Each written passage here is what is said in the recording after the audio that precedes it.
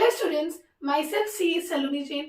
Last video के अंदर हमने शुरू के जो 4 चैप्टर्स है हमारे पास में इंडियन इकोनॉमी, उसके पॉइंट्स रिवाइज किए थे। इस वीडियो के अंदर हम रेस्ट ऑफ द चैप्टर्स के पॉइंट्स रिवाइज करने वाले हैं। So let's start. सबसे पहले हमारे पास में चैप्टर आता है human capital formation in India. Human capital formation in India के अंदर हमारे पास में सबसे पहली चीज आती है सोर्सेज। सोर्सेज के अंदर हमारे पास में पॉइंट्स आते हैं expenditure on health, expenditure on education, expenditure on information, study programs for adults, on the job training and migration.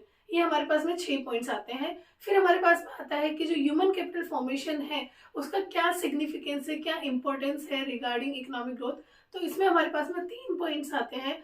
वो है हमारे पास में change in emotional and material environment, मतलब इकोनॉमिक ग्रोथ की बात हो रही है। सेकंड हमारे पास में आता है पार्टिसिपेशन रेट इंक्रीज हो जाती है, इक्वालिटी होती है। थर्ड होता है higher use of physical capital, जो हमारे पास में फिजिकल कैपिटल उसका भी हायर यूज होता है, हायर प्रोडक्टिविटी हमें देखने को मिलती है। अब आता है problems regarding human capital formation. क्या प्रॉब्लम्स आ रही है, तो देखो लो एकेडमिक स्टैंडर्ड्स। फिर हमारे पास में आता है ऑन द जॉब ट्रेनिंग, जो है हमारे पास में inefficient on the job training in primary sector, deficient main power planning, brain drain and rising population. ये हमारे पास में कुछ पॉइंट्स आते हैं problems regarding human capital formation. इसके बाद में इस चैप्टर के अंदर हमारे पास में एक ही पॉइंट बचता है, वो है education still a challenging proposition. क्यों एजुकेशन आज भी इतना ज्यादा चैलेंजिंग है? इसके अंदर हमारे पास में पॉइंट्स क्या है, लार्ज नंबर ऑफ इलिटरेट्स है, ठीक है, इनएडिक्वेट वोकेशनलाइजेशन है, रूरल एरियाज के अंदर अभी भी लिमिटेड एक्सेस है, प्राइवेटाइजेशन हो रहा है, गवर्नमेंट भी एक्सपेंडिचर कम कर रही है, government expenditure is not as per the requirements. जो लिमिट थी मतलब 6% तक खर्चा करना चाहिए था, गवर्नमेंट भी उतना खर्चा नहीं कर रही है, ठीक है। तो ये सारे कुछ पॉइंट्स है। अभी भी जैसे जेंडर बायसनेस हो रहा है, तो इन सब वजह से क्या हो रहा है, एजुकेशन जो है अभी भी चैलेंजिंग प्रोपोजिशन है। यहाँ पे हमारे पास में human capital formation chapter complete होता है। नेक्स्ट चैप्टर हमारे पास में आता है रूरल डेवलपमेंट। रूरल डेवलपमेंट के अंदर हमारे पास में 4 चीजें हैं। 2 हमारे पास में है लिंगरिंग चैलेंजेस एंड 2 है हमारे पास में एमर्जिंग चैलेंजेस। लिंगरिंग चैलेंजेस के अंदर हमारे पास में है सबसे पहला rural credit.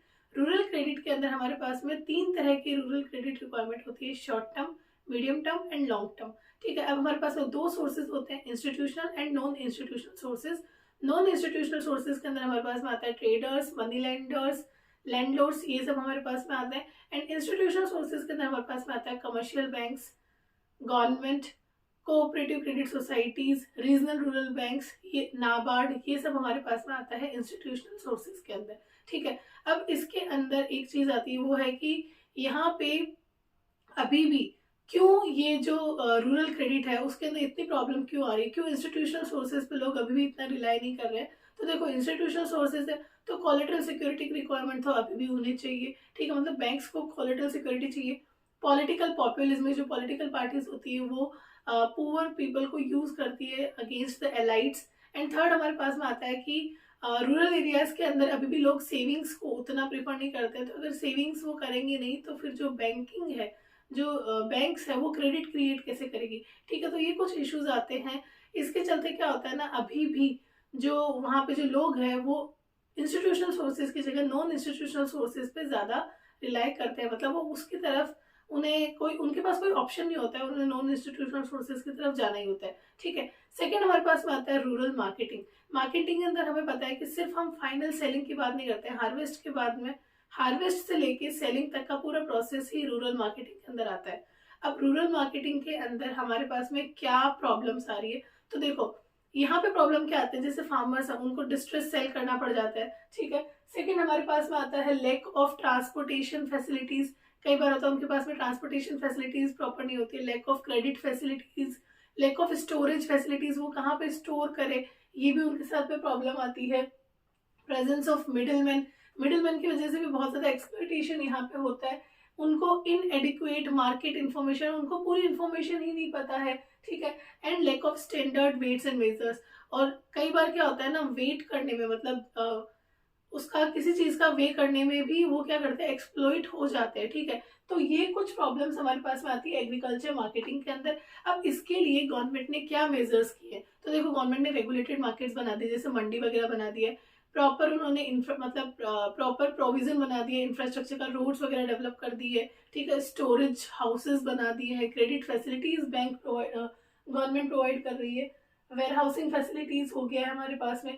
Subsidised transport available है, dissemination of market information, market में क्या चल रहा है उसकी इंफॉर्मेशन वगैरह सब ये डिसेमिनेट करती है। एंड एक हमारे पास में सबसे मेन चीज आता है मिनिमम सपोर्ट प्राइस पॉलिसी। इसके अंदर क्या होता है, अगर कोई भी अगर आपका कोई भी प्रोड्यूस अगर कोई भी नहीं खरीद रहा है तो उस केस के अंदर गवर्नमेंट आपका प्रोड्यूस जो है मिनिमम सपोर्ट प्राइस पे क्या करेगी, परचेज कर लेगी। तो ये कुछ मेजर्स है और ये यहाँ पे हमारे पास में कुछ प्रॉब्लम्स है। तो जितनी भी जो प्रॉब्लम्स थी उसके अगेंस्ट में गवर्नमेंट ने कुछ हद तक, काफी हद तक क्या किए, मेजर्स यहाँ पे ले लिए। ठीक है, अब हमारे पास में थर्ड चीज आती है, वो है मतलब एमर्जिंग चैलेंजेस के अंदर जो हमारे पास में फर्स्ट पॉइंट है डाइवर्सिफिकेशन ऑफ क्रॉप एक्टिविटीज, तो डाइवर्सिफिकेशन ऑफ प्रोडक्शन एक्टिविटीज। इसके अंदर हमारे पास में क्या है कि हम डाइवर्सिफाई करते हैं, जैसे हम animal husbandry, live stock farming करें।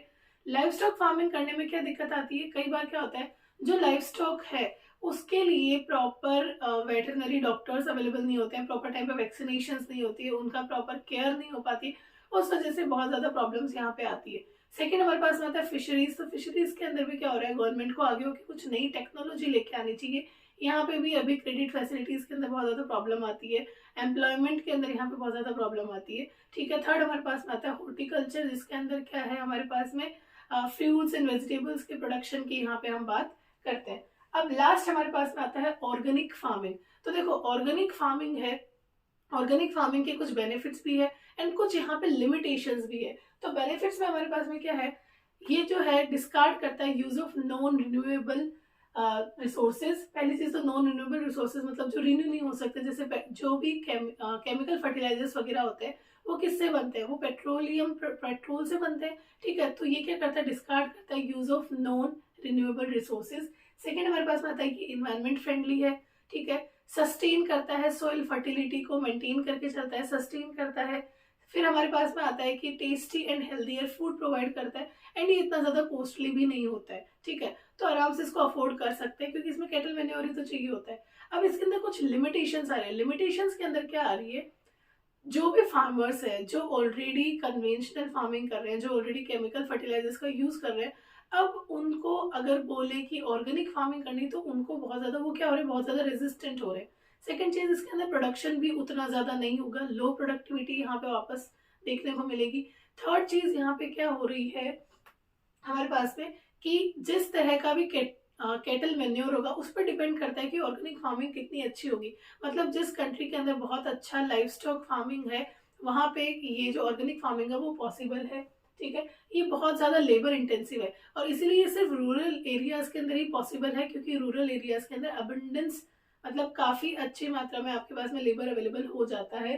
ठीक है, और हाँ यहाँ पे जो ऑर्गेनिक फार्मिंग के अंदर जो भी प्रोड्यूस बनता है उसकी शॉर्टर शेल्फ लाइफ होती है, क्योंकि उसके अंदर किसी भी तरह के फर्टिलाइजर्स या फिर हम बोल सकते हैं किसी भी तरह के केमिकल फर्टिलाइजर्स वगैरह यूज नहीं हुए, इसलिए उनकी लाइफ भी शॉर्टर होती है।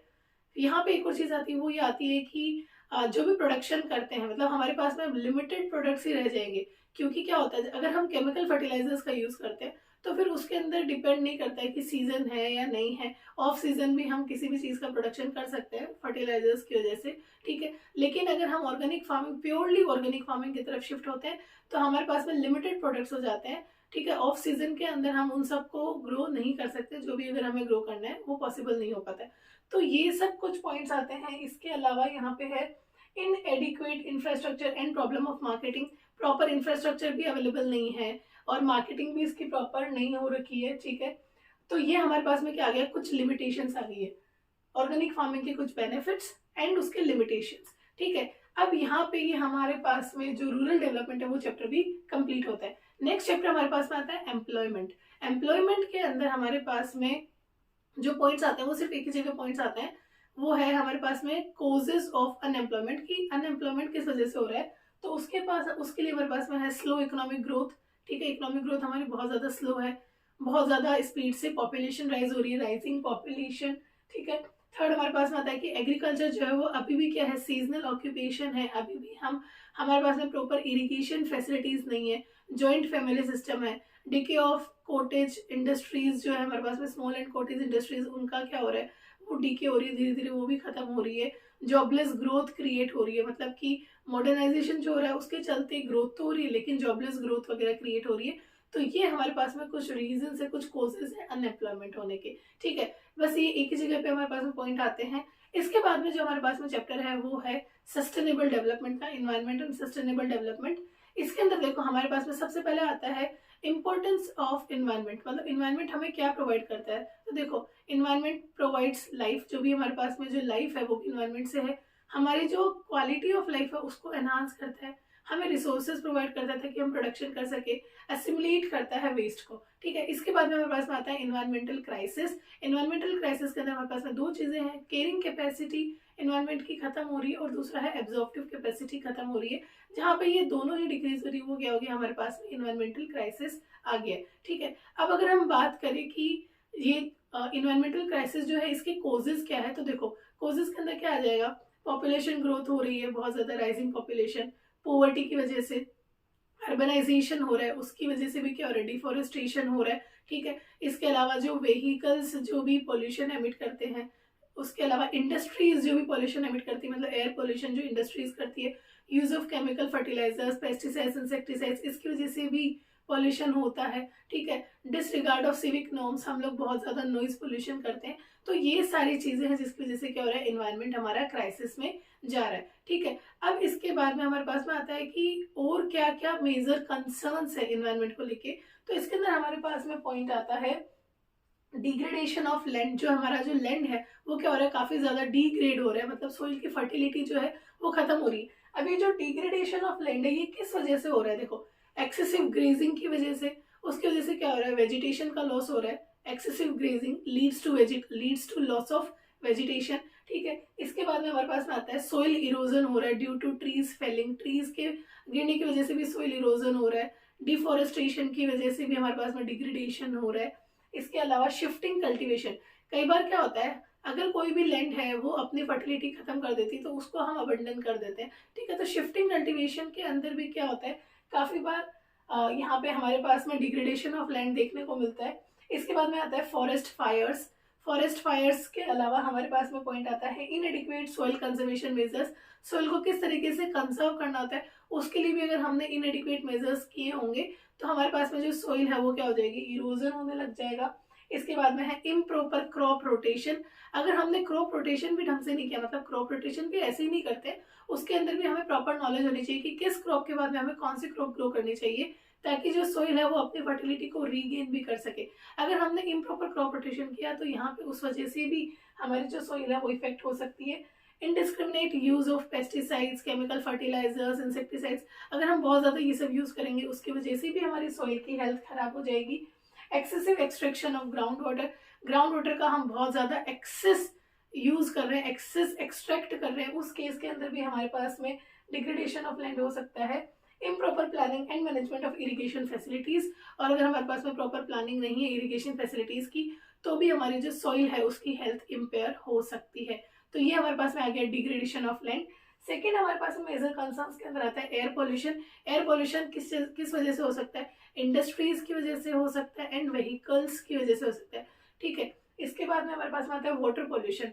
वाटर पोल्यूशन किस वजह से हो सकता है, जो भी हाउस है वो भी वेस्ट करते हैं क्रिएट। ठीक है, इंडस्ट्रीज की वजह से भी होता है। एग्रीकल्चर के अंदर जो भी हम केमिकल फर्टिलाइजर्स, पेस्टिसाइड्स, इंसेक्टिसाइड्स का यूज करते हैं उसकी वजह से भी वाटर पोल्यूशन हो सकता है।